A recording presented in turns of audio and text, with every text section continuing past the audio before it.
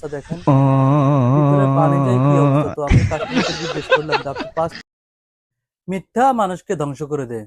এই কথাগুলো বলার উদ্দেশ্য কি জানেন? যে আমার হাতে যে ফোনটা আছে, এই ফোনটার হিস্টোরি হয়েছে আমার হাতে এই ফোনটা একটা কাস্টমার কাল নিয়ে আসছে। আসার পর সে বলতেছে কি এই ফোনটাতে অটোমেটিক চার্জে দেওয়ার পর লোগো চলে আসে। তো আমরা মূলত যারা টেকনিশিয়ান কাম করে তারাই বুঝে যে একটা ফোন আসার পর স্টেপ বাই স্টেপ দেখতে হয়। তো আমরা প্রথমে সফটওয়্যার দেখছি, যে সফটওয়্যার হচ্ছে না।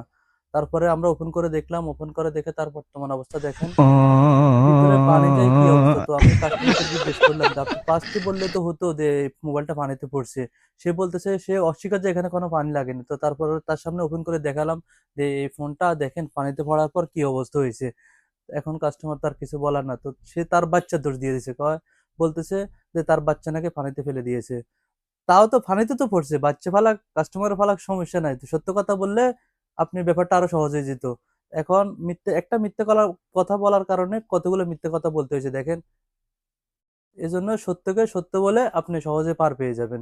আপনি সত্য বললে তো আর এখানে কিছু করার না, আপনি কাস্টমার, আমরা হইছি দোকানদার, আমরা কাজ করি। আপনি সত্য কথা বলবেন, সমস্যা নাই। সত্য কথা আপনার অল্প কিছু সত্যের কারণে আপনার সহজে মোবাইলটা ঠিক হয়ে যেত। আমরা এতগুলো সফটওয়্যার হার্ডওয়্যার এত কিছু দেখতে হইতো না। তো এই জন্য সত্য বলার চেষ্টা করবেন। ভালো থাকবেন, সুস্থ থাকবেন।